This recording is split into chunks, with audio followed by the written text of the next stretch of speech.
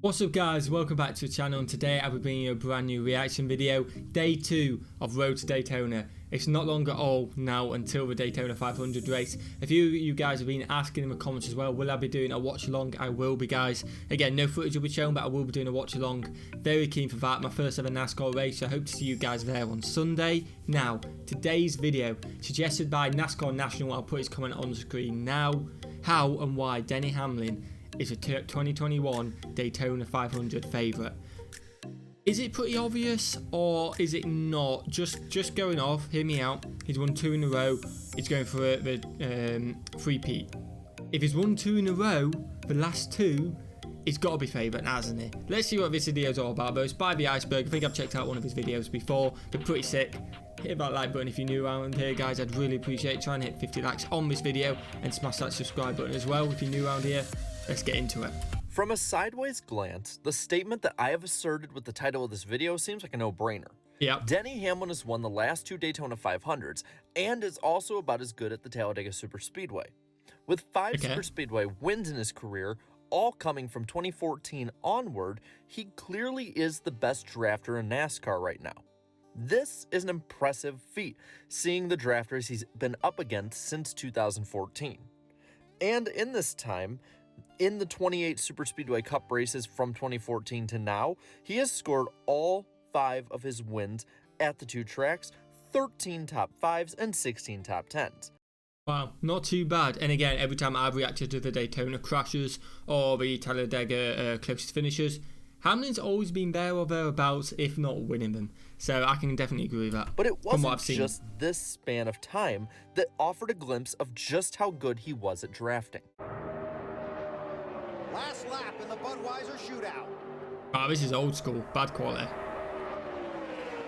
A 20 car is just beaten up on the bumper of that 11 car, Denny Hamlin, but he's used it to the effect, and now he's got that massive lead as well. Fair play. That takes a lot of skill, I imagine. Only 4 times has a first-time starter in this race gone to victory lane. The last time, Dale Jarrett in 1996. And then next time, Hamlin. Unless he don't win this race, but we'll see. I imagine he does. Gotta. Surely. The season starts with fireworks. Denny Hamlin, the rookie, wins the Budweiser shootout. Yeah. But what are some reasons for Hamlin doing so well later on in his career compared to, for the most part, earlier in his career? My guess would be experience. Let me know what your guess is in the comments below. To start with, you have to look at those who he raced against. In the late 2000s to the mid-2010s, restrictor plate races were dominated by drivers like Tony Stewart, Matt Kenseth, and Dale Earnhardt Jr. Around the mid-2010s, these drivers began to either fall off, or retire, or get injured. The true turning point, in my opinion, comes in 2017 in one of the Daytona duel races. Dale Jr. at this point had really reasserted himself as the best and most fearsome drafter in the mid-2010s. And in the 2 years prior to 2017, Dale Jr. had claimed ownership of the Daytona duels that he was in. After 2016, the 88, being the odds-on favorite, was in question though. Earnhardt was injured the season before, and Hamlin had won the 2016 Daytona 500. And trust me, we'll be getting to that race soon enough. Okay, sound. So Earnhardt were injured, Hamlin had taken advantage by winning a race, and the tide's starting to turn a little bit. Makes sense, I got you. So in the 2017 duels, we actually had a duel for the win. This, in my opinion, is where the drafting fulcrum point lies. Can't block it. I tell you that 3 cars going. Yeah, Hamlin's got that speed. Right, here it is. There it is. See, as soon as they broke free of the 42, that gave them the run. This is bad news for Junior. Yeah, Earnhardt's just falling behind the pack there. I, as a Dale Earnhardt Jr. fan, knew right after this race that with Junior being schooled by Hamlin, it was going to be a long 2017 for Junior Nation, and it truly was the beginning of the end. Not good. But for Hamlin, you always want to see Junior do well. Obviously, a lot of stories about the day, Dale Earnhardt himself. There's a lot of connections there. He's his own man now, definitely. Got his own little fans, but there's also that connection from a new NASCAR fan. I know a lot about that story, so it's always nice to see him do well. This showed just the beginning, and it showed that the 2016 Daytona 500 wasn't a fluke. Speaking of that race, let's look at how Hamlin won it. Tell me, coming to the white flag, where is Denny Hamlin at? Fourth. Yeah. He is in the 4th position. Seeing that the top line is gonna have a huge surge, he jumps to the top side. Abandoning his 3 teammates and affiliates, he ends up charging to the front. In 3 and 4, his teammate Kenseth tries to block, but Hamlin, anticipating this, takes the run that Kenseth's draft gave him and basically drag races Martin Truex Jr. to the finish. Yeah, that's a bit of side drafting, that was that. I'm trying to learn again. I don't know. There's a video apparently on side drafting. I'm going to check out probably in my own time to learn, maybe before Sunday as well. A little bit confusing from what I've seen so far. But a bit like a side draft. Basically drag races Martin Truex Jr. to the finish. And this still was only just good enough to squeak out a victory by 1/100 of a second. That's mental. So close. We're getting ready to find out right here. They get to this white flag.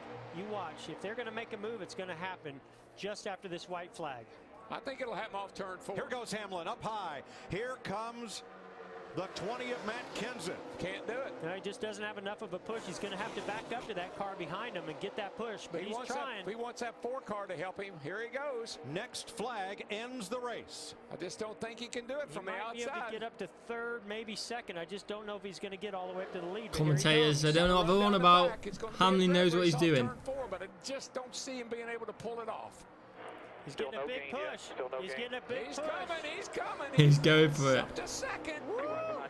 Hamlin a second, up high. Again, this is where that side draft comes into play. At least I think it is, unless his team. I think he said it was his teammate. I'm not sure if that's right. Let me know in the comments, guys. I imagine it is right. I just don't know if I've heard it right.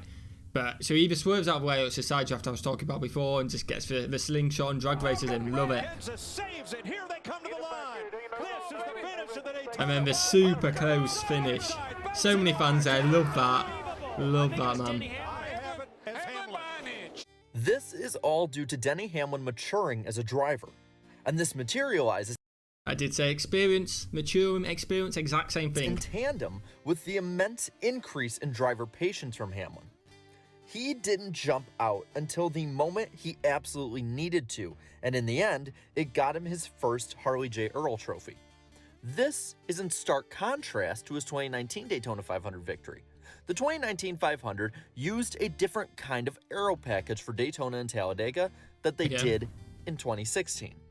The racing was different from how it was in 16, as well as with winning strategies. The strategy was much different as well. Yeah, it shows you can do it. Different strategies, different type of races. If you've got the experience and the skill, you can do it, man. For this one, Hamlin just needed to stay out front and survive. 1 lap to go. 2 Connecticut Yankees chasing Hamlin and Busch. Wow, what a move by Logano. He got Logano up there again, always up there, Logano. That's what he's going to need. He's got to back up to Priest. He's not going to be able to do it on his own. He's got to get that push from Priest. He's going to have to get on the brakes here, but he's got Kyle Busch in the outside lane.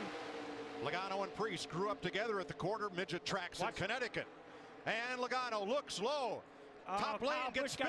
It's Kyle. Yeah, what I find amazing as well, just thinking about it, obviously see Hamlin swerving a little bit to try and block any moves, is that he actually can't see a lot of this sub-season. That's his spotter telling him there's a guy coming to your left, so he's like swerving, trusting his spotter as well. Something you don't really think about when you're new to the sport, I suppose. I haven't really thought about it too much. So impressive. At least I believe that's how it works. Let me know in the comments. In the top lane, Logano on the bottom, McDowell, the second yellow car. Where will he go? So interesting that McDowell decided to go with Kyle Busch, but here comes Eric Jones on the inside. Denny Hamlin. Hamlin off turn kept that lead and just kept going, man. Once he got it, he kept going. Hamlin wins his second Daytona. Never got close to him. Wins it for Coach Gibbs in Toyota. In the 11 car. Heading into 2020, Hamlin is now seen more or less as the superspeedway favorite. This brings us to his 3rd Daytona 500 victory. With the current aero package, giant runs would be created in the draft, causing tons and tons of passing throughout the field and throughout the race. Okay.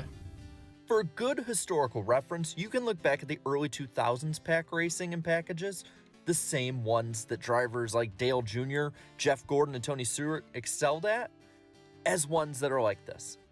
Surviving is paramount with this package, which is helped by leading and staying out in the front pack. Which I imagine is hard. Again, you guys have told me a lot that you do get a lot of in a races, the lead changes. Getting the pole position in a race isn't exactly the most important thing. The lead changes so many times apparently during a race. Haven't seen one live, so I can't comment on that. This Sunday, with you guys, I will be able to come on that eventually, and I'll get a true feel for it. I think it'll be weird and unique for me because it'll be the first time watching it, and I'm very keen. But yeah, I imagine it's hard to stay out front when constantly going to the back, going forward, going to the back, drafting taking place to overtake you, and you've got to draft your way up, if that makes sense. So this is what Hamlin did. With a lap to go, he sat atop the scoring pylon. This wasn't the best place to be, though. The current package offers sporadic amounts of two-car tandems, and due to the Ford's bumpers lining up, both Ryan Newman's number 6 Ford and Ryan Blaney's number 12 Ford could draft past the 11. Yeah, so much more speed. And that's exactly what they did going down the backstretch. So Hamlin was back to third position behind them. Drafting through 3 and 4, he stayed with the front two.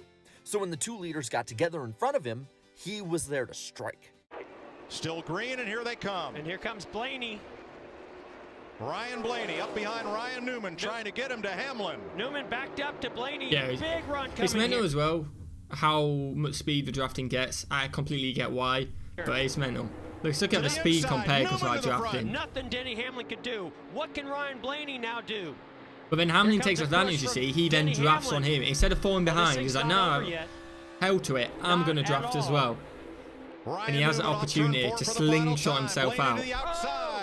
To the inside. Here comes Hamlin up the outside. Oh, just avoids that crash. Ryan Blaney, too close to call. Oh, so close. Here is the second closest finish in Daytona 500 Mega close. history. And obviously, luckily, the crash was okay in the end. Thank God for that. And mental finish at the end. With this, Hamlin was now a 3-time Daytona 500 champion. Now, his final superspeedway victory, at this moment at least, took place at the Talladega Superspeedway in the fall. This race was much like the Daytona 500, a fight for survival and an extremely controversial finish. Okay. After an obstacle... So I'm assuming this is going to be the under the yellow line. We reacted to it the other day. Very controversial, and it is. Sorry, I'm not assuming it's the yellow hood 500. We did react to this. It goes under the double yellow lines and messes up basically. Course of destruction. Hamlin lined controversially up went under the double lines. Let's just say that. Matt Benedetto. But on the outside line, he faded almost immediately on the backstretch. By the white flag, he was sitting 6th in line, last of the top pack. Where Hamlin makes his winning move is not in the final corner or in the tri-oval or at the line. Where he makes his winning move instead is on the backstretch. Oh, I thought I was going to say he makes his winning move under the yellow line. I believe it's this race. We'll find out, but I think it is that race. Hey guys, sorry I'm interrupting this video, but I'd really appreciate it if you just stop for a second, hit that subscribe button, hit that notification bell as well, and like the video. Now back to the video. William Byron was stuck on the outside lane. Hamlin jumps up there and picks up the 24 car. Okay. This move helps propel Byron to the front. With the carnage nearly ensuing up in front of him, Hamlin avoids the wreck on the apron. Again, I'm only joking about the yellow line. There was a few of you guys who weren't happy about it, and a few of you guys tell me he's avoided a crash. I'm going to stay 50-50. I'm not going to comment on it. Again, I haven't got enough experience to comment on that. It is what it is. Fair play to him for winning the race is all I'm going to say. It's very controversial, but he probably moved off and won it. The stewards didn't do an inquiry. Well, they did an inquiry, I imagine, but they didn't see anything wrong with it. So it stands and it is what it is. While controversial, the win for Hamlin was seen as a clean win. So we're going to view it as such right here. Same. I'm going to do the same as Iceberg. And Denny Hamlin, we know he's got enough fuel to come back through the restart zone. 2 laps to go from Talladega. Question, again, sorry for interrupting the video, guys. So overtime, yeah?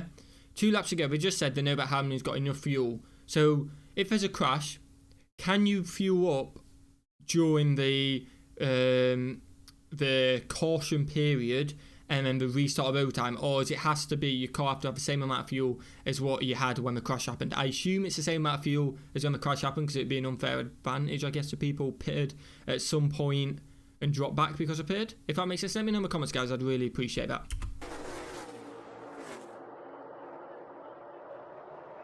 Get even down here to turn 1. gets out ahead here, but both lines are organized. Busher pushing. DiBenedetto out front now. 3-car lengths. Busher continues to push down the back straightaway, locked up in tandem. They're getting away.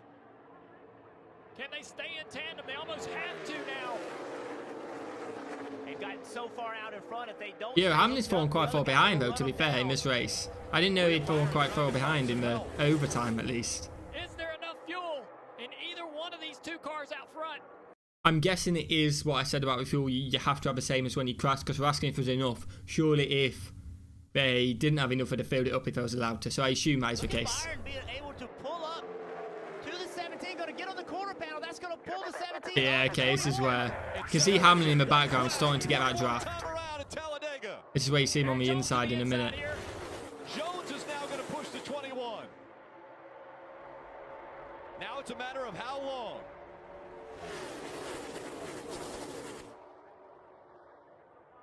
The Wood brothers and Matt. Yeah, it's all about timing. From what I've gathered from this video, it's all about timing at the end here, and Hamlin just pulls it off perfectly. Out front at Talladega. No organization right now. Look at this outside line. Oh, we got a car in the wall, the back straightaway. Cody Ware. Here comes a 17 and the 24. They're going to try to block. Eric in the wall. Yeah, he's there to take advantage in a minute. There you go, take advantage and win it.